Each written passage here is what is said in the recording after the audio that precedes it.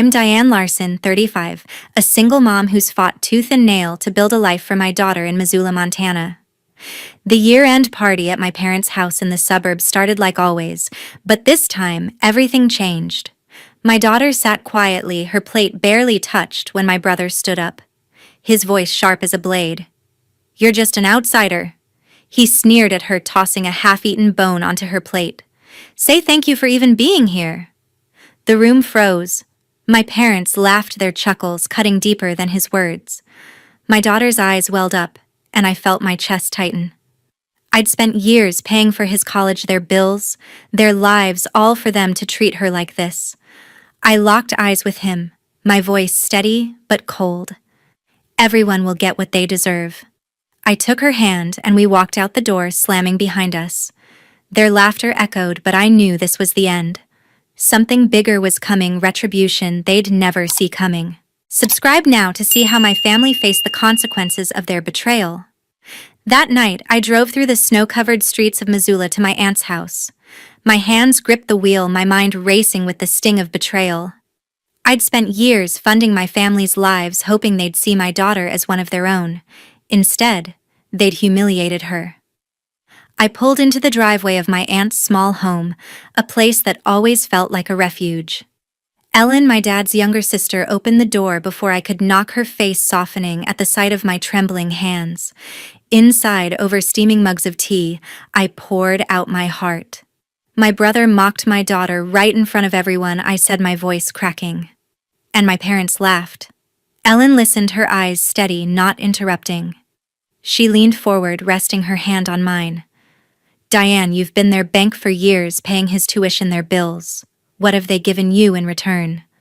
Her words hit hard. I'd sent thousands, $10,000 for his college alone, while they treated my daughter like an outcast. Ellen's voice was gentle but firm. "You don't owe them anything. You've done enough." I thought of my daughter's tear-streaked face, her small hand in mine as we left the party. Something snapped inside me. I couldn't keep pouring money into a family that disrespected us. "You're right," I said, my resolve hardening. "I'm done." Ellen nodded, her smile encouraging. "You're stronger than you know, Diane. Protect your daughter. Protect yourself." We talked late into the night, her words grounding me. I saw my life clearly. For the first time, I'd been chasing their approval, sacrificing my own peace. No more. I pulled out my phone, my fingers steady as I typed a message to my mom and dad. "I'm stopping all financial support." Effective immediately, I hit send, feeling a weight lift off my shoulders. The next hours passed in a blur. Ellen offered me her guest room, but I needed to be home with my daughter. As I drove back, the quiet of Missoula's streets felt different, calmer, like the start of something new.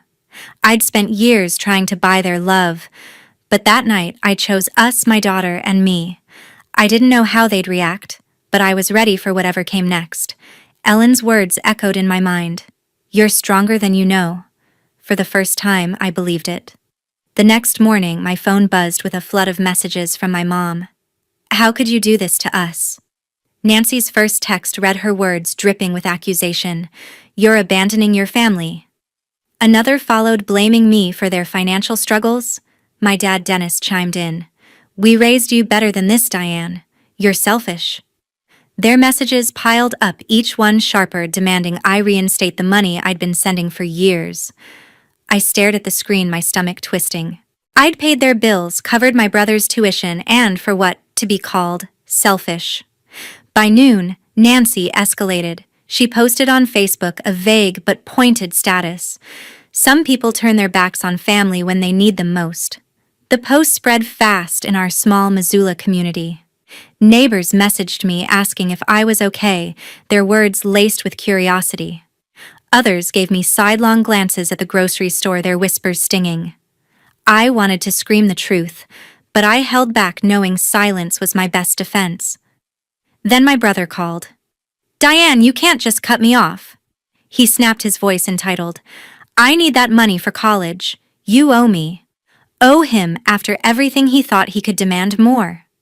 "No," I said firmly. "I don't owe you anything. He argued, his tone growing desperate, but I hung up my hands, shaking. The pressure was suffocating: texts, posts, calls, but I refused to bend. My daughter deserved better than a family who saw us as a paycheck. I wasn't backing down. That weekend, Brenda stepped into my office with a worried look. My best friend and colleague Brenda had always been my rock, her sharp mind catching details others missed. "Diane, we need to talk," she said, closing the door. Her voice was low, urgent.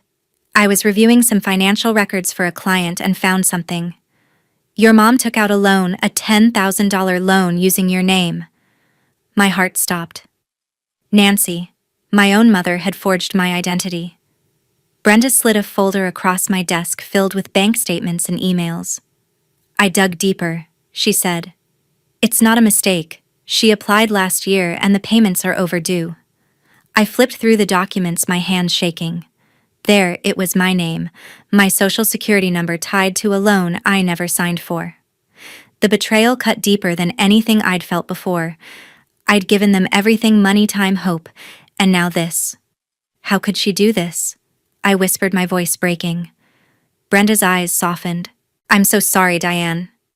But you need to act fast to protect yourself." She was right. I couldn't let this slide. I spent hours that day gathering evidence: screenshots of emails, copies of statements, anything to prove I hadn't authorized the loan. By evening, I called the bank, my voice steady despite the anger boiling inside. "I'm reporting a fraudulent loan taken out in my name." I told the officer, emailing the evidence. The bank promised to investigate, but the damage was done. My credit, my reputation were at risk. Meanwhile, Nancy doubled down. She posted another vague status on Facebook. "Some people think they're above family, but karma always catches up." The post got likes from distant relatives, each one a stab to my heart. Neighbors whispered more, their pitying looks following me at the coffee shop. I wanted to confront her, to demand answers, but Brenda urged me to stay calm. "Let the bank handle it," she said. "You're doing the right thing." I nodded, clinging to her words. This wasn't just about money, it was about breaking free from their lies. 2 weeks later, a call from the bank left me stunned. "Ms. Larson," the officer said, his tone professional but grim. "We've investigated the loan taken out in your name. The evidence points to fraud by your mother, Nancy." My breath caught. Hearing it confirmed felt like a punch, but also a strange relief. The bank had frozen the account tied to the $10,000 loan and was pursuing legal action against her. "We'll keep you updated," he promised. I hung up, my mind racing. Justice was moving, but what would it cost my family? That evening, my phone rang again. Nancy's voice was frantic. "Diane, you have to stop this," she pleaded. "Tell the bank it was a mistake. They're coming after us." Dennis joined in, his tone softer but desperate. "We're your parents. You can't let this ruin us." Their words stung, but I saw through them. They weren't sorry, they were scared. "You did this to yourselves," I said, my voice cold. "I'm not withdrawing the complaint." Nancy gasped, then sent a flurry of texts. "You're destroying our lives. Think about what you're doing." I didn't respond. Days later, I heard from a cousin that my parents were selling their car, a shiny SUV they'd bragged about for years. Soon after, a for sale sign appeared outside their suburban Missoula home. The news spread through our small town, whispers of their financial collapse following me to the grocery store. I felt a pang of guilt, but it faded fast. They'd built their lives on my money and lies. Now they were facing the consequences. My daughter deserved a mother who stood firm, and I wasn't backing down. 1 month later, a letter slipped under my apartment door. I recognized my mom's handwriting instantly, the neat cursive I'd seen on birthday cards as a child. My heart sank as I opened it. Nancy and Dennis had written together, their words a mix of guilt and blame. "Diane, you've torn this family apart," the letter began. "Fix your mistake. Start sending money again or you'll regret it." The audacity hit me like a slap. They'd lost their car, their home, and still thought I owed them. I crumpled the paper, my hands trembling with anger. I'd given them everything, and they dared to demand more. I pulled out my phone and blocked their numbers one by one. My mom, my dad, my brother, gone from my contacts. On Facebook, I blocked their profiles, cutting off the venomous posts that had haunted me for weeks. Each tap felt like shedding a weight I'd carried too long. I was done letting their words poison my peace. My daughter deserved a life free from their shadow, and so did I. The next day, I signed a lease for a new apartment in downtown Missoula.